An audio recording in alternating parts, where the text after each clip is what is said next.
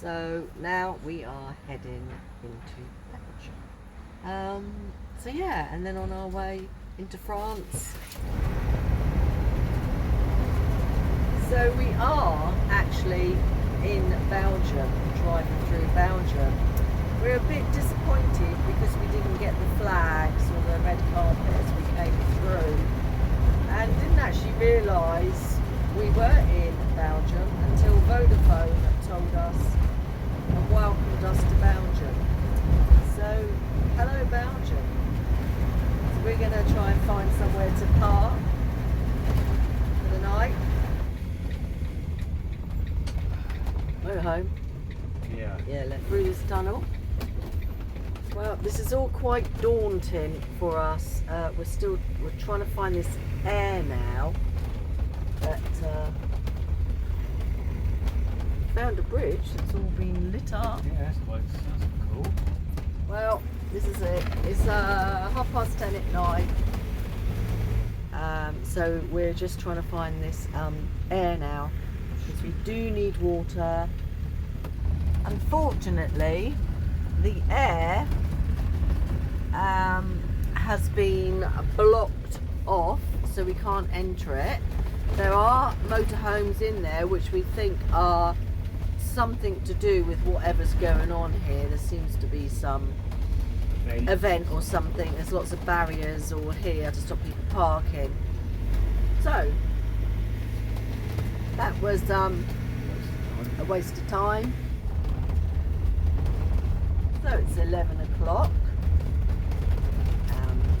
at night, obviously, and we are now going to this second park up that we put in.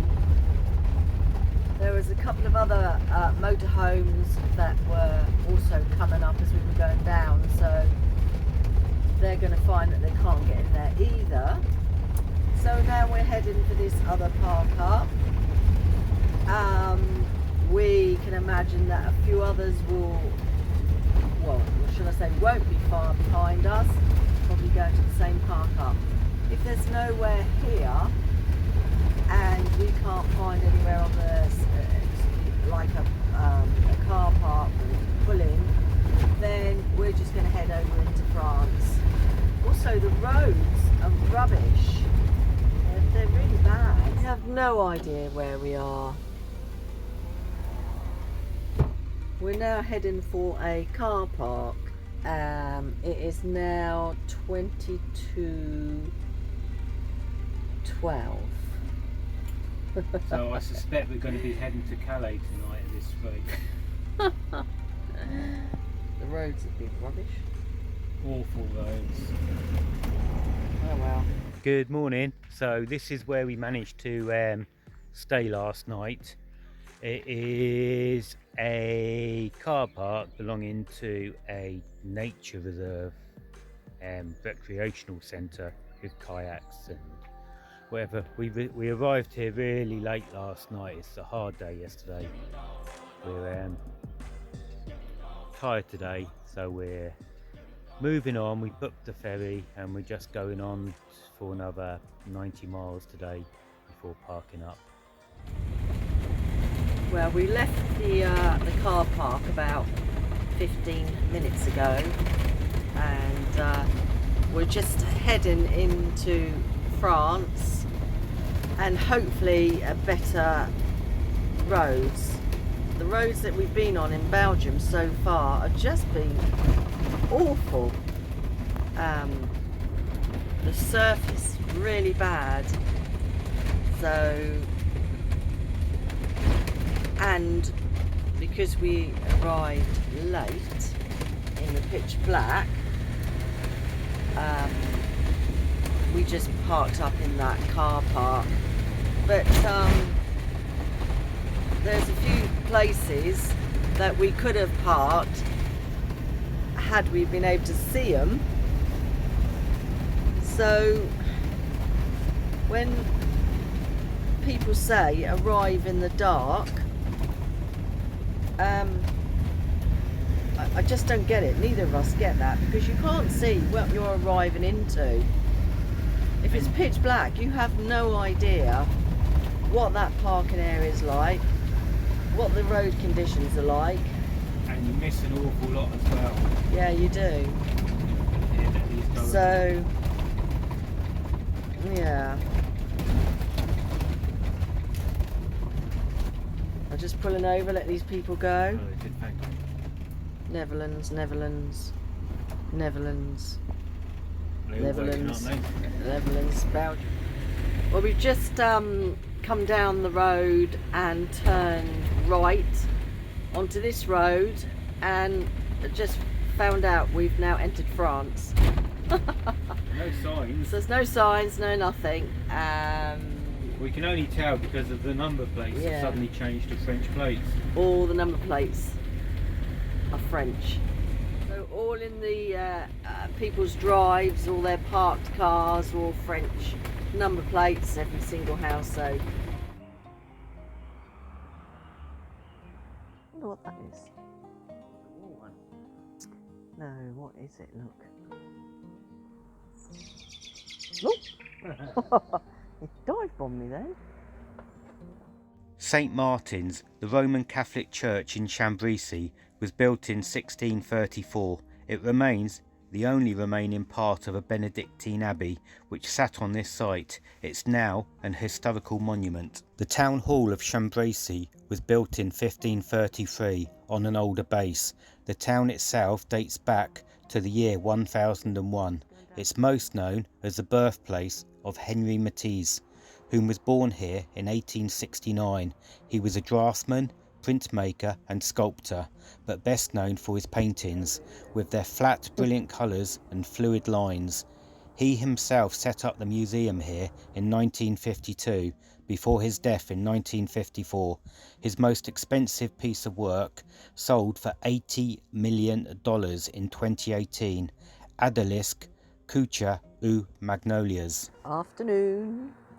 I'm just going to show you where we stayed last night.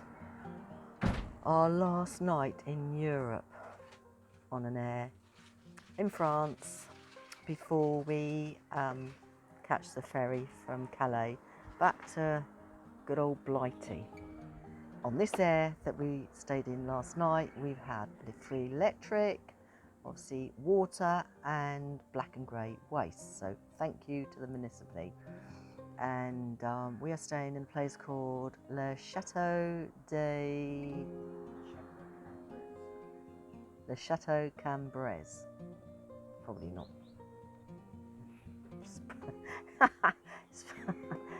It's probably not.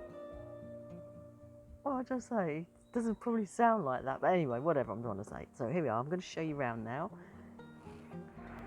1, 2, 3, 4, 5. Yeah, 5 motorhomes. But there was one parked over, not that one that you can see, but another one just parked there. So there's your free electric, which we were hooked up to, got bins there, and all the emptying and filling and all the rest of it. So this has been where we stayed. So we're just here by the Monte Novelli cemetery, which was a British service graveyard.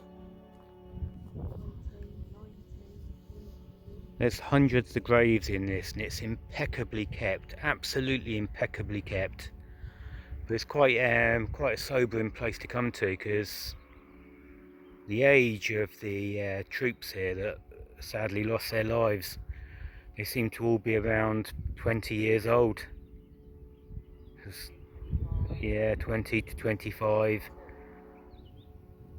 Just really brings war to life when you see the graveyards and the sadness and the loss.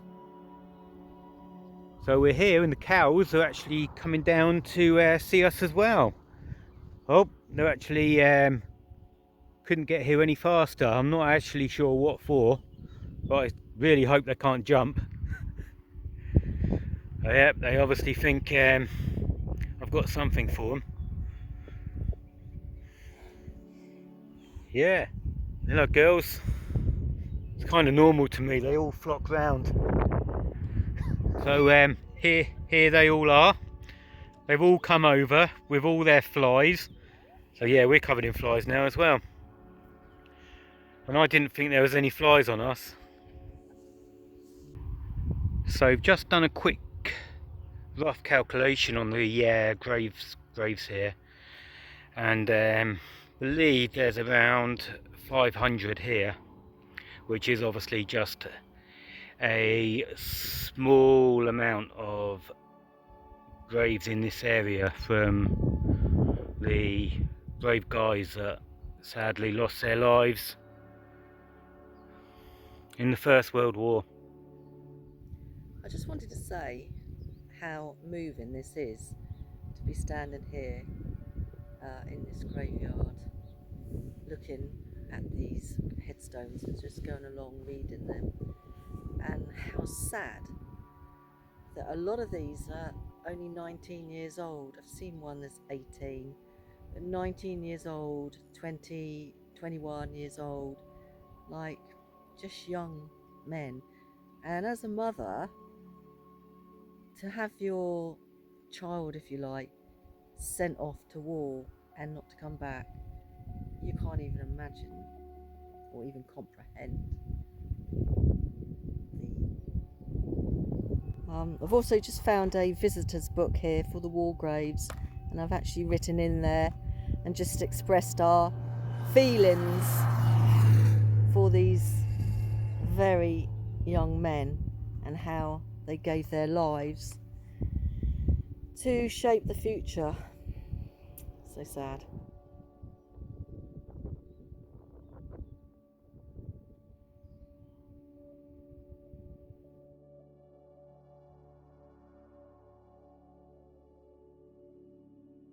Yeah, he's going.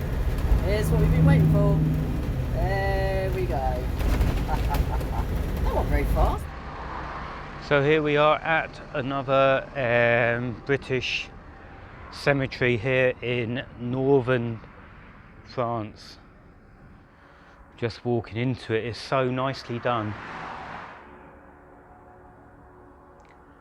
There's another cemetery register here that'll have all the names and details of everyone that was buried here.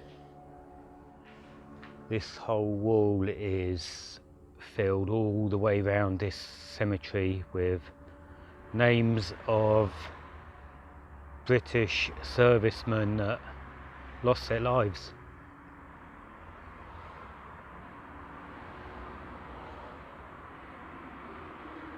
It's actually quite a hard place to be without taking in the scale of it.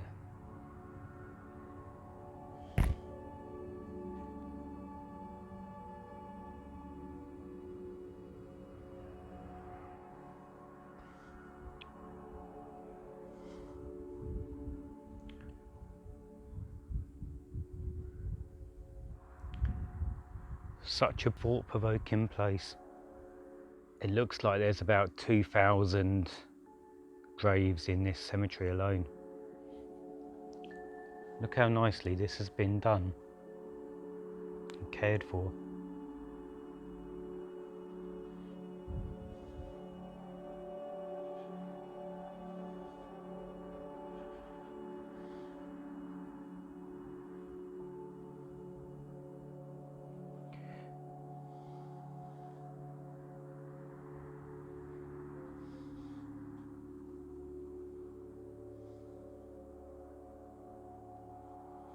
On the wall around the outside they have obviously the names of all the brave men that lost their lives,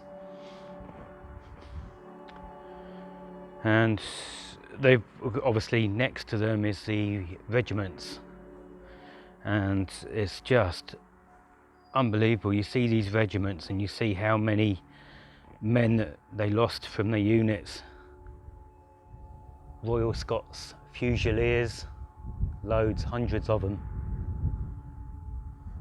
Hundreds, all these ones we're walking past now.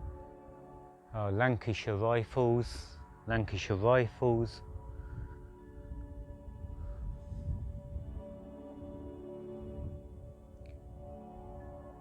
Such an overwhelming cemetery to be in. It's amazing looking up these here, the Leicestershire Regiment, and the amount of men that each of these regiments lost is overwhelming. So many of these graves here have got these words on: a soldier of the Great War, known unto God. That's all they have on them. But they're so beautifully done and so impeccably managed, so respectful.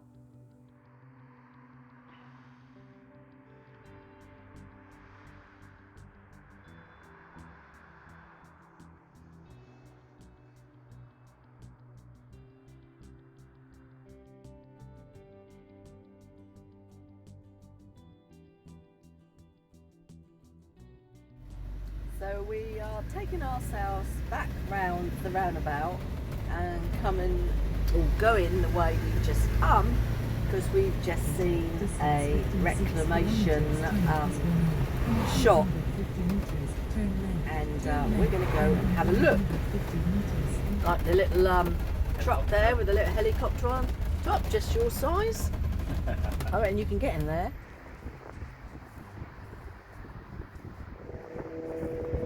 Old suitcase, the school desk. School desk is cool. We like the school desk. I do.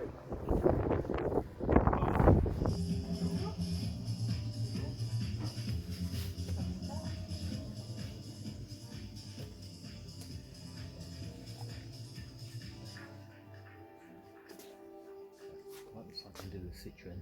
I knew you would like that. I would, I'd have that in the house. Oh look, that's what I could have done with mine.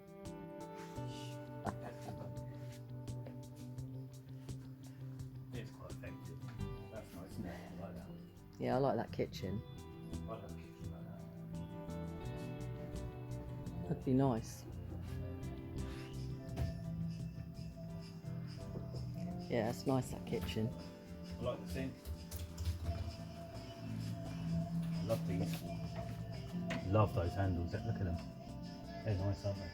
I'd have that. I'd have that. Bottle back. Yeah, I don't see the point in that because the bottle wouldn't be in there long enough, to be honest with you.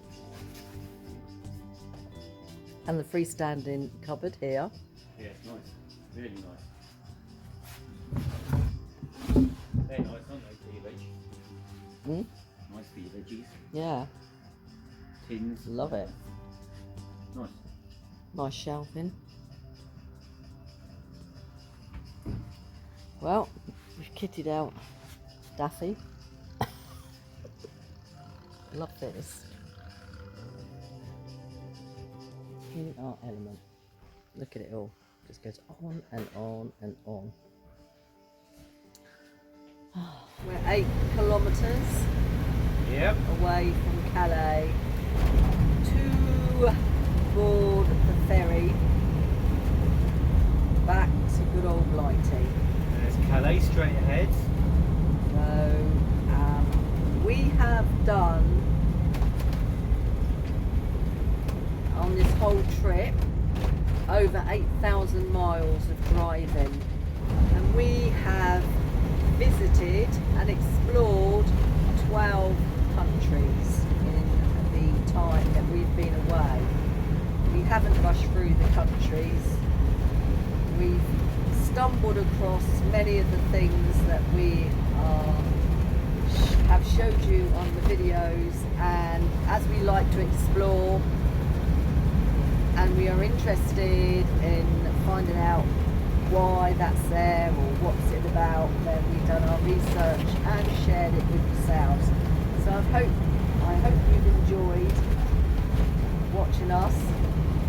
We'll be back out soon. We will be back out soon.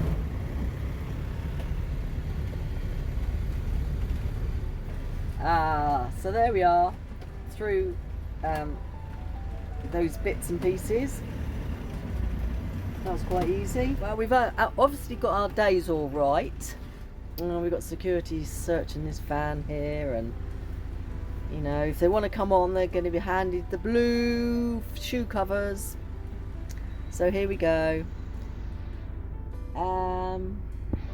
See you at the other side. We've just gone through that bit of the border thingy. And were they French? They were French, yeah. They were French. They wanted to come in, so I gave them the blue shoe covers to put on. So here we are, waiting to go on the ferry over to Dover. Anyway, the chap wanted to come in and have a look around, so I did hand him these. These are shoe covers, and he put them on before he came in. He did think it was funny, but I said, you are coming into our home, so he did put them on. So if anybody wants to put in their motorhome these shoe covers and offer them to the people that want to come in and have a look around, then I would suggest you do that for a laugh. So we were hoping to park up for the night near Dover in this park that we found on Park for the Night, but having read a little bit further down, a few comments have now said that the council have now put height barriers up and gates, locked gates, to stop any motorhomes or people staying overnight, whereas before it was allowed. So again, the council are being short-sighted and stopping people coming in, parking up, maybe going into the shops and spending their money. This is one of the reasons we're not looking forward to coming back to the UK. It's been so easy going around Europe and finding park-ups. So this is going to be fun, trying to find somewhere to park. So it's 1 o'clock in the morning, having got off the ferry. First of all, we can't find anywhere to park up. There's lots of height barriers being put up and gates locked and all the rest of it. And then we find this garage with LPG, so we're slight diverted off to get the LPG, and it's out of order. So we've been in the UK for probably a couple of hours and haven't achieved anything. Not happy. Morning. Morning. He's in the bathroom cleaning his teeth. So we've stayed here in Port Solent, near Portsmouth. It's about a 15-minute drive to the ferry port, so lots of motorhomes stay here. There have been about, I think, 15. It is a car park for the Broadwalk, which I will show you in a minute, free of charge. That's really lovely of the management to do that. So it's about a 15-minute drive down to the ferry to then go on over to France or Spain. So let me show you around where we're staying. So this is the car park. It is a big car park. Now this car park, it's the Broadwalk management that have allowed the motorhomes to stay here overnight for free. And I'll just show you the sign, so if anybody's interested in coming over, there we are. Port Solent, the Broadwalk customer car park regulations. And that's the phone number there if you want to come and stay for the night when you've come off the ferry or you're heading down to the ferry.